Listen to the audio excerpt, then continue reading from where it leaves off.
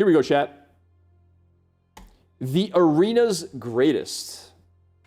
Okay, 1 mana story from Noxus. You can do this twice. Give an ally 2 attack this round. That's already broken, isn't it? So in 2 different rounds, you can give plus 2 attack. And give an enemy can't block this round. Huh. But wait. Can you only use this defensively? Or do these actually like get stored or not? You can use it any turn. Once per turn. Well, what happens if you play this on turn 1, do nothing on turn 1, do nothing on turn 2, and then turn 3 comes around? Are you able to, on turn 3, play plus 4 and can't block?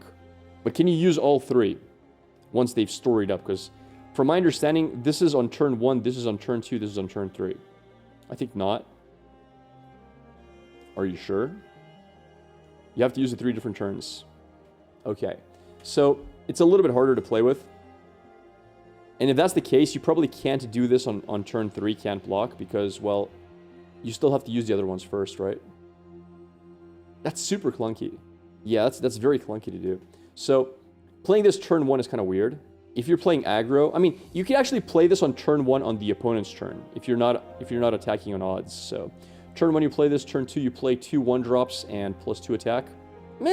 It's not bad. It's not bad. It has a lot of value. So we have Yeti Handler. 4 mana, 1/2. Jesus, that's bad stats. To play me discard 1 when I'm summoning an Enraged Yeti.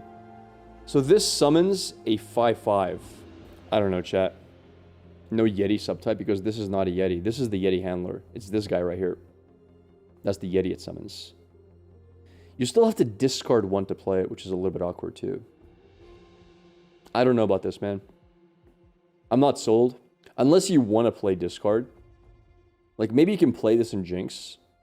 So, call me crazy, but isn't that really good curve for...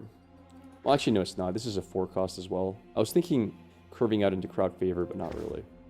It goes good into some cards. Like, if you're playing Kato the Arm, it's pretty good, because you can actually give the Yeti Overwhelm and 3 attack, so now it's an 8/5 Overwhelm. I could see this seeing playing Jinx. Like, if you're playing dedicated discard, if you're playing this with, for example, Scion, or if you're playing it with Jinx, I can see this being played. For sure. Absolutely. Because the stats are really good. 4 mana, 6/7 is an insane amount of stats. I don't think you play this in Shadow Isles, because I don't think the payoff is good enough. Shadow Isles can get some really big units really fast. The thing is, it doesn't have Overwhelm, it doesn't have Fearsome, it has nothing to hit face with. It's just a big stat stick. And it's in Noxus. And Shadow Isles has better stat sticks. Like, would you rather play this? Or would you rather play one of these? Like, Encroaching Mists. These are so much better. Like, Shadow Isles, it works differently. The win cons are more powerful long term. If you're reviving stuff, you want stuff that scales nonstop. You don't want static stuff that revives. You want things like Deathless to, like... Shadow Isles has to be more greedy than that. I don't think summoning 5/5s is it. You have no way to give it Overwhelm. Like, you gotta then play deeper into Noxus for Overwhelm. Nah, I'm not a fan. I don't like it. I think this is playable in discard. Especially, Shadow Isles doesn't like discarding cards either. You don't want to lose your hand in Shadow Isles. Alright. 2 mana, 3/3. Cannot block. If my bearer didn't attack this round, granted Gloom. Doesn't that suck? Because you can't attack on opponent's rounds, so you'll always get Gloom on every opponent's attack round. It's really good for elusives. I mean, I guess. I guess it's good for, like, one swing. Because you play this on your attack turn, you attack, and then the next time you attack, it's actually +2/+2, and then 1/1. But the problem is, if you play this, you lose tempo, so the opponent can just stun, right? So, let's say you have Teemo on board. You play Blighted Battle Axe. They stun your Teemo preemptively before you get to attack. Now Teemo loses 2 stats, right? So, I don't know. I guess it's okay. It's pretty aggressive, right? It's an aggressive card. Yeah. I mean, yeah, sure. But it's in Noxus, so what are you playing in Noxus with this? I guess on Overwhelm units. Sure, I could see it played. I don't hate it. 2 mana Story from Piltover. I love Piltover landmarks, by the way. The Candle Lit Prayer. Updraft 1 to draw 1. Draw 1. That's pretty good. In control, that's really, really good. How does story work? Round 1, on the first round you play it, you get to do this. On the second round you play, you get to do this. On the third round you've played it, you can do this. So you play this and you get to draw 1 to updraft 1. Then the next turn you can do the same. Then the next turn you can draw 1 for free. 2 mana draw 3 is insane. It's not insane because you're not drawing 3. You're drawing 1. You're updrafting to draw. So you're losing a card to draw a card. But it helps you fix your hand, right? Depending on the matchup. Yeah, solid card. Very strong in a lot of decks, honestly. You have to activate the first chapter to get chapter 2, correct. Soaring Cartographer. Built over 3 mana Brash. Play updraft 1 to draw another card that costs either more or less than the card you updrafted. Ooh.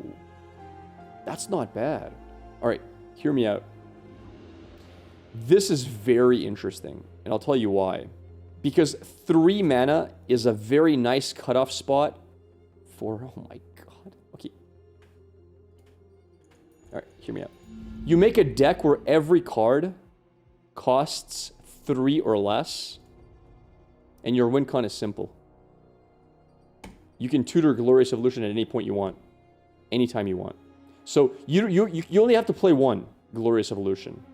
And you will always get it, because you have 4 copies of it. Alright? So you'll always have Glorious Evolution when you need it. And then boom. All your cards cost 0, and all of them get like 50 attack. And because you're playing Ionia, you can do things like, I don't know, deny. You can do a lot of funky stuff. You get to choose, obviously. I mean, if you don't get to choose, this card sucks. It doesn't make sense. Like, why? Like, okay, tell me what the difference is between draw 1 to draw another card that costs either more or less than the card updrafted.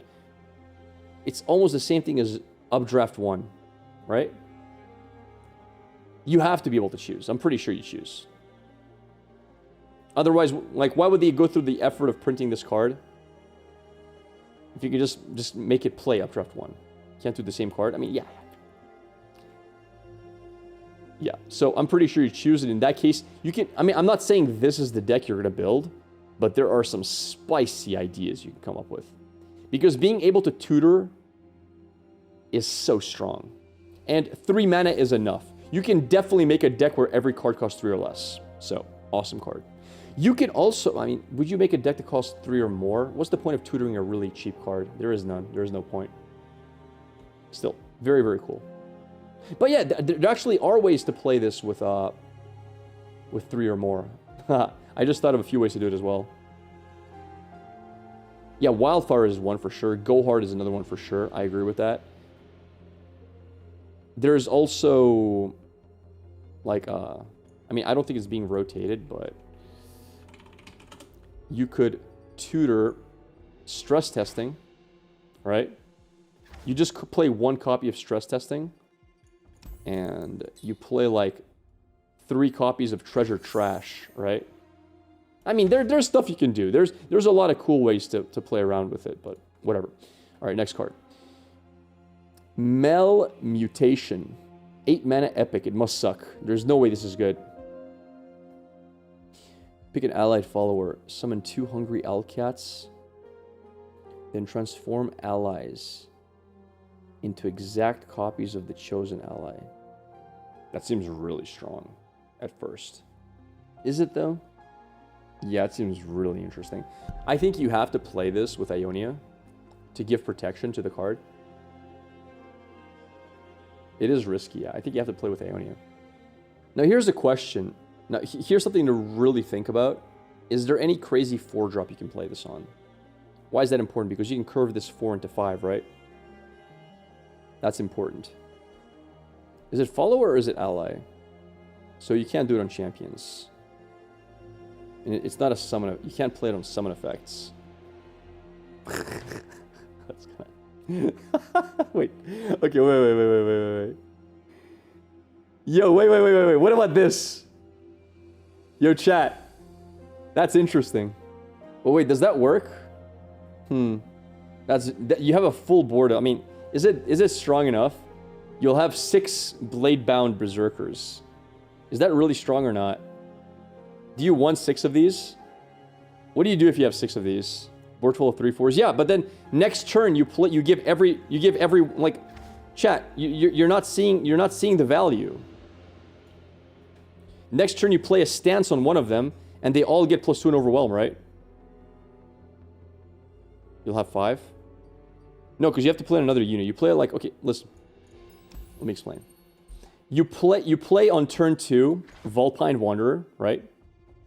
Turn 3, you bank all your mana. Turn 4, you drop that guy. Turn 5, you play it on Vulpine. Now you got 6 of them. And then turn 6, you play Shaman's Call. You get 2 copies of...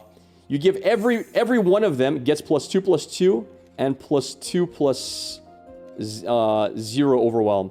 So mana 6, you'll have 7/6 overwhelm times 6. There's some funky stuff you can do. I mean, the card's pretty cool. I'm not gonna like go deep into like theory crafting, but there's some funky plays you can get away with. Yeah, you get 4 Owl Cats plus the 2-drop. It's kind of cool. I like it. Anyway. No, and plus you get the Valpine card, right? Which is also strong. Very, very cool stuff. All right. The Emperor's Army. Summon 2 Sand Soldiers. Predict. When you summon an ally this round, give it 2-0 this round. Wow, that's interesting. Wait, you guys think it's bad? Why is that bad? How's that bad? Wait, what? That's really good. So, 2 Sand Soldiers and a Landmark. That's 3 points of level up for Azir. So you're already hard pushing Azir. That's already 4 damage to face. On turn 2, you get a free Predict to look for the cards you want. And then on turn 5 or whatever, on your next attack turn, all of your units get plus attack. Like, this is a staple in Azarelia. Like, what? How does that suck? You think this is bad? That looks insane to me. I mean, do you know how strong this card is if you have, for example... Just consider that you have only 1 unit on board. Let's say you just have Green Glade Duin on board. That's already worth it. Like, nah, this card is insane. This card is really good. Saying it's the worst story is insane. Or Student. Yeah, Student is... I mean, it works so good. You play Student turn 1. Turn 2, you play this on your board. All of a sudden, your Student's a 3/3 and you're attacking with 2 Sand Soldiers. Then you get to predict for whatever you want. And by the way, because you're predicting on turn 3... you can actually predict into Azir, play Azir that turn because the predict is free. And then turn 4, let's say you summon 2 units, they all get +2 attack. No, my God, but it's busted. It's busted. It's broken. Turn 4, you play a Blade Dance card. Your Blade Dances get +2. Your Azir summons attacking soldiers, they get +2. Like, what the hell, bro? Let's just think of the curve. Let's go through this. All right, turn 1. On your opponent's turn, you play Sparring Student. That's turn 1. Turn 2, you play the Landmark. You're attacking for 7 damage on turn 2. 3 from this, and 2 from each Sand Soldier. That's 7 damage to face on turn 2. Turn 3, you predict for free. You find Azir, if you don't already have him, and you play him on the board on turn 3. So now you have Sparring Student and Azir on the board. Turn 4, I don't know. You play Elusive plus Ribbon Dancer. So your elusive unit, just from being played on board, gets +2 attack.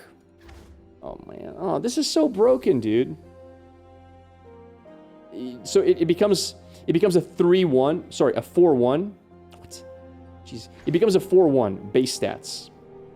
You play the Blade Dance unit. This becomes a 4/1. It summons a Blade Dance, which is a 3/1. Azir summons a Sand Soldier, which is a 3/1 as well. You get +2 more attack on your elusive. Now it's a 6/1. You attack with your elusive. Now it's a 7/1 because Azir summons another Sand Soldier, which is also a 3/1. That's like 20 damage to face. You draw... Yeah, that's like 20... Oh, you draw him next turn. You're right. Whatever. You predict for Ribbon Dancer or elusive. Fine. You have Azir in face. Like, that's insane. That's turn 4 lethal. Like, you guys are way off. This is busted. Next card, 3 mana 4/2 with Sharp Sight. Okay. Grant an allied landmark when I'm destroyed, revive me. OP, you think so?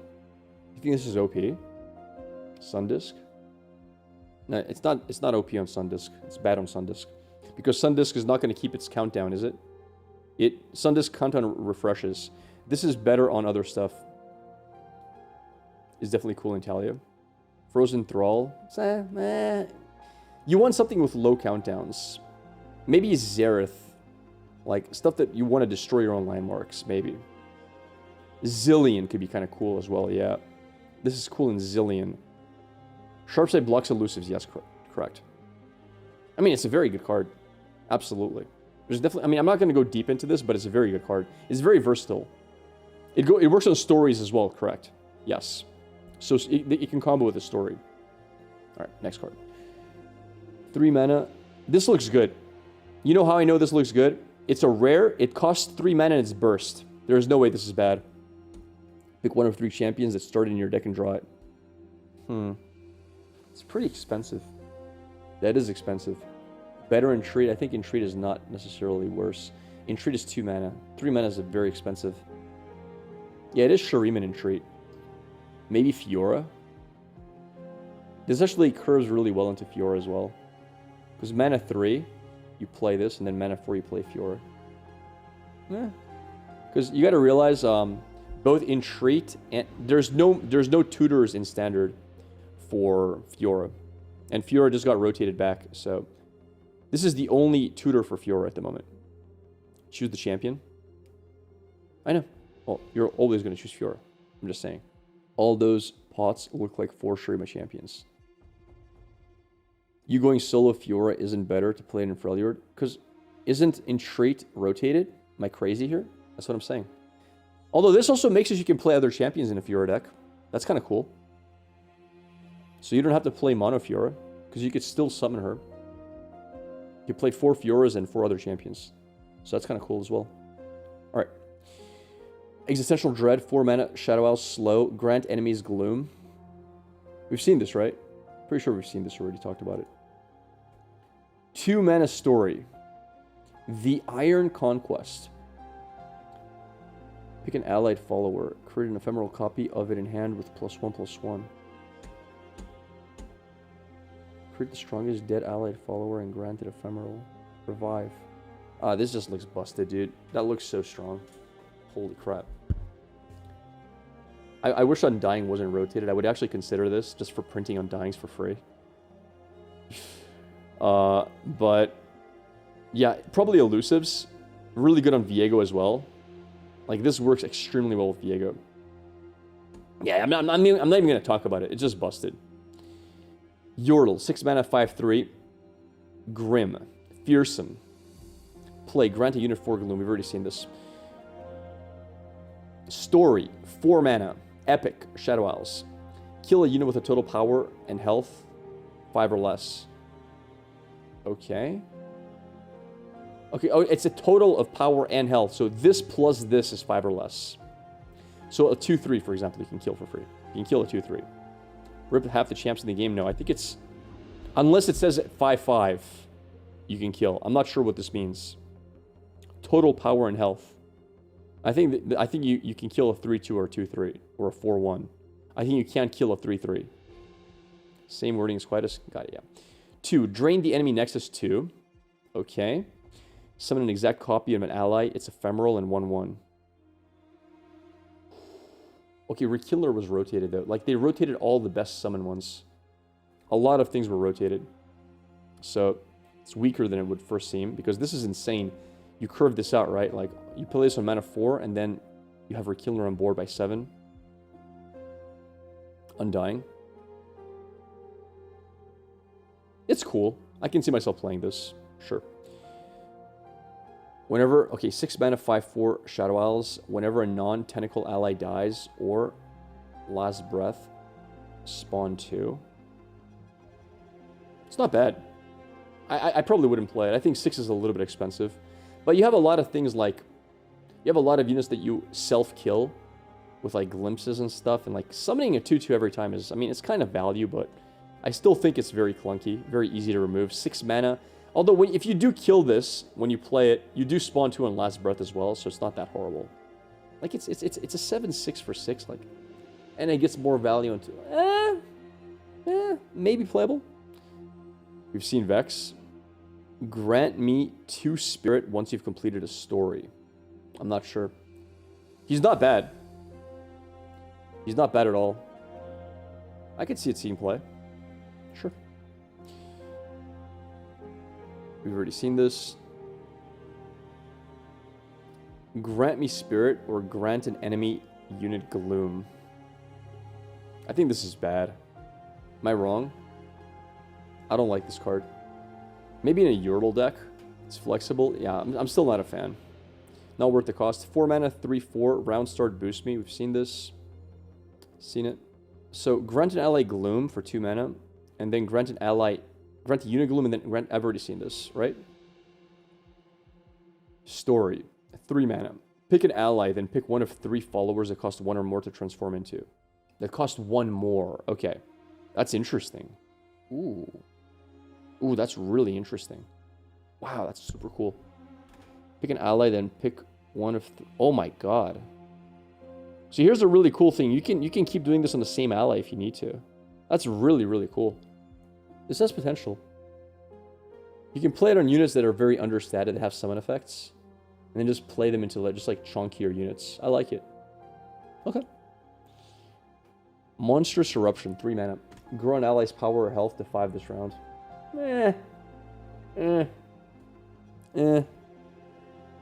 No thanks. I don't know. I mean, it's not bad.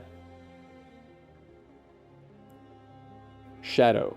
Fearsome. We've seen it. Seen it? Okay, 2 mana. First turn, an ally and an enemy strike each other. They can't drop below 1 health from this strike. 2, fully heal an ally. 3, create 3 coins in hand. I mean, you play this in like a Jax deck, for sure. You can play this in a deck that runs Lifesteal, but you're playing Bilgewater, so it's kind of awkward to do that. Yeah, it's just a coin card, I think, because you have the weapon that gives you coins when you strike, so... Yeah, sure. Yeah, I guess in Jack you play this. Set as well. Why would you use the strike on set? The healing on set is nice. Yeah, sure. Okay. Solid card, yeah. Pretty damn good in that deck. Set Jack would love that card. Because you can like... Yeah, sure. Mercenary Manners.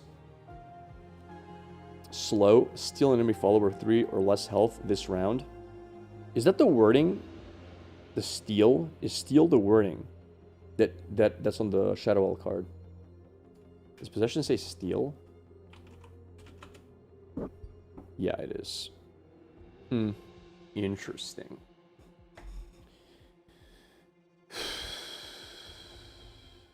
You know what'd be fun? I mean, it's kind of silly, but you could do... like, you could have this on board, and then just transform it right off the bat, and like, screw you, brother.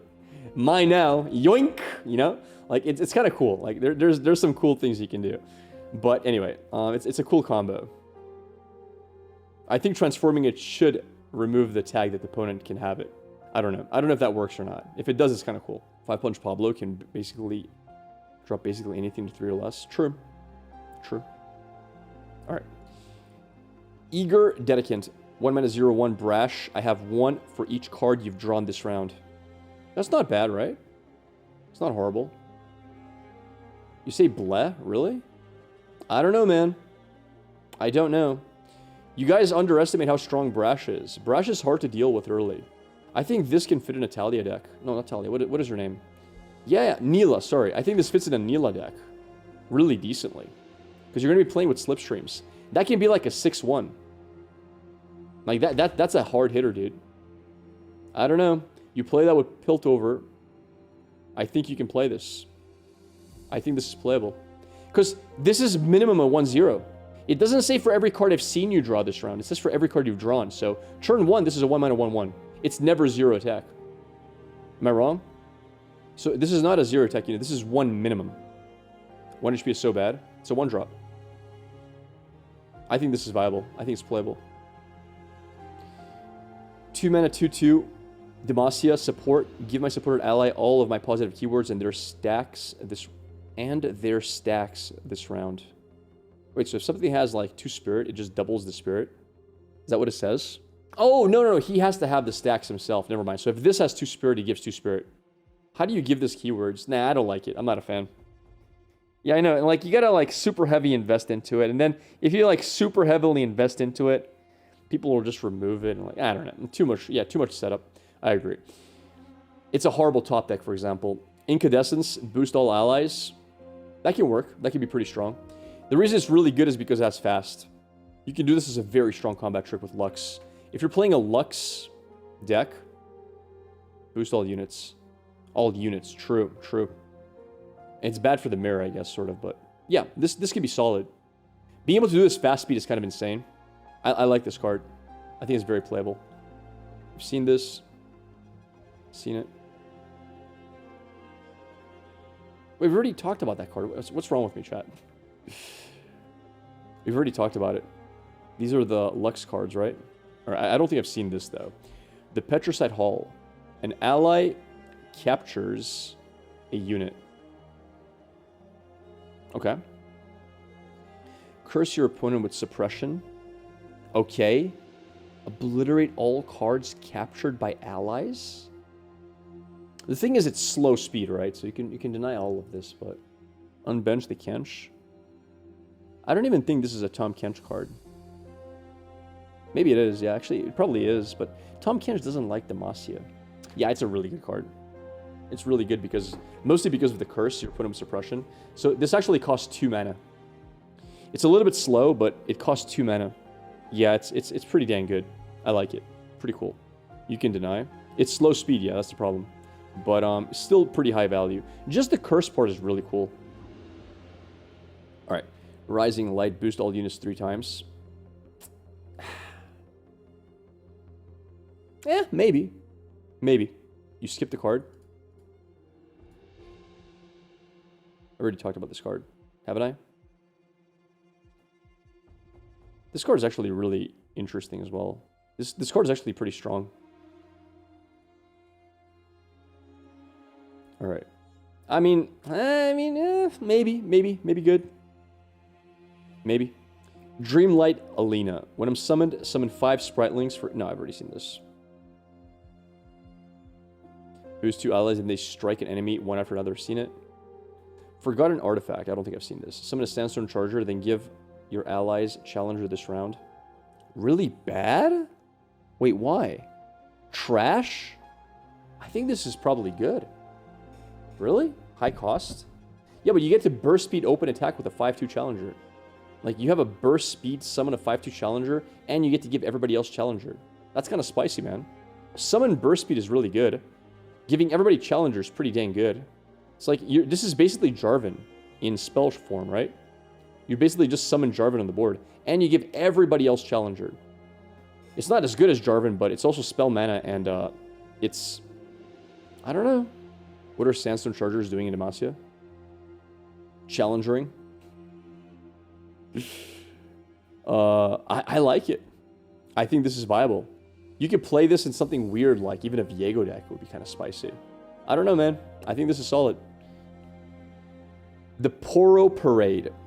3 mana story. 1 to 2 mana plus a follower that has a different subtype than allies in play. Okay. Give an ally 1/1 this round for each ally the subtype. I don't know. It's give, it's not grant.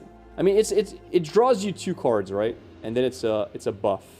I can see it. Maybe, but it's so expensive to play. I'm not sold. 3 mana 3/3 Poro. Heal your Nexus 1 for each ally with a subtype. Honestly, almost every deck that plays subtypes and almost every Poro deck are aggro decks.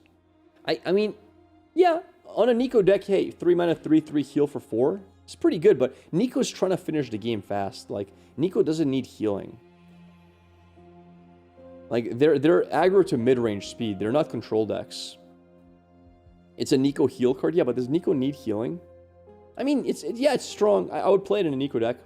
I probably wouldn't play 3 copies of it.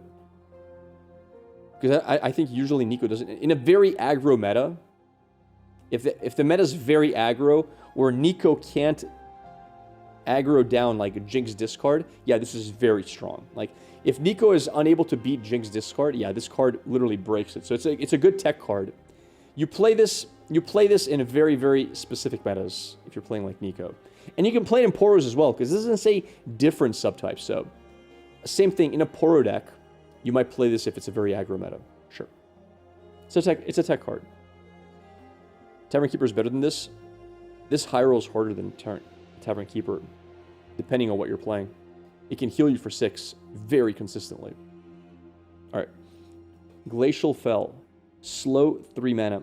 Grant an ally health equal to its power. And Formidable, and then set its power to 0. I don't like it. It can be a finisher on Udyr. Sorry, not... Yeah. I think Udyr finisher could be it. Like, that works. Because Udyr is what? Usually like 11-11. All of a sudden, now he hits for 20. So you double his damage. But other than Udyr, who would work? Guys, giving this to Braum just makes him formidable. It's 3 mana make Braum formidable. It's not that great. It's meh. Good on Trundle. Yeah, Trundle. True. True. Trundle can work. I could see that. Yeah. But the problem with Trundle is he doesn't get a buff anymore in his attack when he swings. Because every time Trundle swings, he gets plus damage based on like units on board, right? So on Ice Pillar, what? You're gonna make Ice Pillar formidable? There's better ways to make things formidable, in my opinion. I don't know. The attack buff is wasted to an extent. I mean, you look for very like, so what you're looking for is Overwhelm on units. And you look for, I don't know, very, very high HP Overwhelm units. So this would hit really hard on Wrath of the Freljord, for example. This guy is already 16 damage to face, right? You would... How does this have Overwhelm, bro? Gangplank, I guess? Gangplank, I guess you could play it on. You could play it on Captain Farron, for example. You can definitely play it on... who else is good here? Ancient Yeti's pretty good. This guy's like... Things like this, right? You can play it on Wise Fry. They Who Endure is kind of insane. Like, this gets a massive swing. Like, it doubles his damage. But this is Rotator, right? Yeah. Something like that. I don't hate it. One of these guys. Actually, that doesn't work. Okay, sure. It's playable. Obliterate a unit in hand to summon a stone-carved spire that has countdown equal to its cost and summons an exact copy of the unit, minimum 1. This is a weird card. So, here's what you're... This is where this card would shine, for example. I think this is to set up very specific combo plays on odd numbers. So, for example, you're looking at combos that work as the following. Yeah, so on even units, let's say you do the following. It can work on Talia, I agree. But more interestingly, I think what you're looking for is... All right, I got it. I got it. Check this out. Here's the combo. Here's what breaks this card. You ready for this, chat? You play Brynhir Thundersong. Okay, you play Brynhir Thundersong on 1 unit and 1 unit only. You play her on your attack turn, by the way. Always on your attack turn. So that's either mana 3 or mana 4. And you play her on Mage Seeker Inquisitor. Okay? The reason you play her on Mage Seeker Inquisitor is because in 4 turns, you give burst speed suppression to your opponent. They can't play any spells on your open attack. Right? And then, depending on the matchup, you have a couple of options just to end the game immediately. And those options are... For example, you can open attack and then play Battle Fury. They can't stop it. They can't Vengeance your unit. You can open attack and hit Battle Fury and whoever's not blocked. You can, depending on the matchup, play, for example, Champion Strength if you just want to buff everything. You can't deny it if you're playing Ionia. You can, for example, play Unyielding Spirit on one of your units if that's a thing you want to do. You can, for example, play, I don't know, Pack Mentality, and they can't stop it either. There's so many things you can do that is unstoppable on your turn. You can play Wild Claw Ferocity, you can do a million things. Now, you can even do open attack lethal guaranteed with the card everybody told me sucks. Where is it? There, Forgotten Pact. You can even pop this open. Boom. Everything has Challenger, you set up a lethal. You can play 2 of these if you wanted to, for example. You can play 2 Forgotten Artifacts. But the fact remains, there is literally nothing your opponent can do at all if you use that card on Mage Seeker. Because it gives burst speed, you can't play any spells. So all interaction's gone. And then you get to choose how to go about this. Does that make sense? And you're playing Demacia Freljord. So these are your options in terms of spells. And there's some really good options here. This is a very strong one. Generally speaking, Burst is going to be best. What else is really busted with Burst? What a sick card, dude. Yeah, you just open attack with everything, and then you just have a lot of buffs in hand. And whoever they don't block, you just buff that unit for lethal, and there's nothing they can do to stop lethal. As long as your board is wide, which it should be if you're playing Demacia, you're good to go. You just have a full wide board. Open attack. They have no block. They don't have... If they don't have 6 blockers on the one unit that's not being blocked, just give it like plus 10 attack. GG. The Explorers ruined that combo easy. I mean, are you really losing that much value? They play Explorer, they spend 2 mana to destroy your landmark, so what? You still played a 3 mana 3/3, right? That's what I'm saying, like, the downside is not that big. You didn't really commit too much to it. Am I wrong here?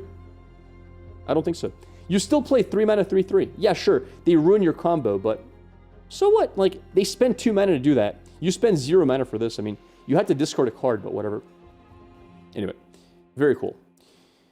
Blooming Bud, sleep a unit, we've seen it. Okay.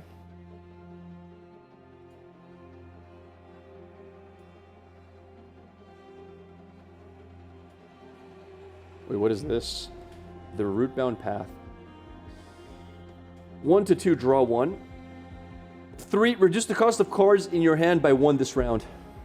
It's not really the same as the 10 cost card from PNZ because it doesn't give +1 attack. It does draw 2 though. Yeah, it's okay. The problem is you play this, they play 2 mana and kill it, and you don't even get to draw 1. So it's a really big tempo loss for Ionia. It really hurts. Also, it ruins the tutor card if I want to play in that deck. But it's not bad. I can get around this, sure. Pretty cool. Probably playable. Probably strong in some deck. Lilia. Seen you.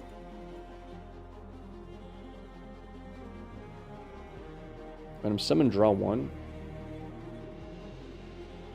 2 mana, 1/2 draw card. It's not great. Can Sori get Spell Shield? Sure. Mr. Root, yeah, it's not great. But I mean, it's a draw card for Ionia, I guess.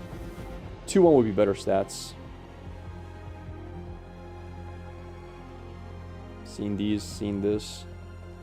Stun an enemy and then stun it again the next round. Start. That's a really good Yasuo card. Wow. That's so good for Yasuo. That's insane. That is so strong.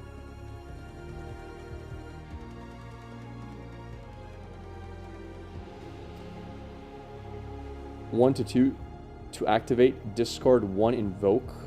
Okay, to activate, discard 1. Invoke a celestial card that costs 7 or more. Reduce the cost of a random card in hand by 5. I'm not a fan of this. I think this is bad. Veiled Blessing, granted ally to spirit. This is not horrible. I think this can see play, maybe. Yeah, maybe. In some decks that have especially synergy with spirits. I can see it. 3 mana 2/2. 3 mana 2/3. Each round, the first time you invoke, summon a Dragonling. Ooh, that's interesting. It doesn't have invoke itself, and it's kind of slow, but it's such a good heal condition. It heals for so much. That's a lot of healing. And your opponents are forced to open attack every single game, because if they don't, if they develop, you play 1 mana 1/1, and it summons you a Dragonling as well. So this card is really annoying to deal with. I like it. I'm a fan. We've seen this card. Okay, that's it, chat. We've covered all the new cards. There it is. What was your favorite? This. It's in a fun control region, and there's some cool things you can try with it. As long as you get to choose, of course. Does that look scared to you, bro? 9! Alright, Thames, you're banned, Thames.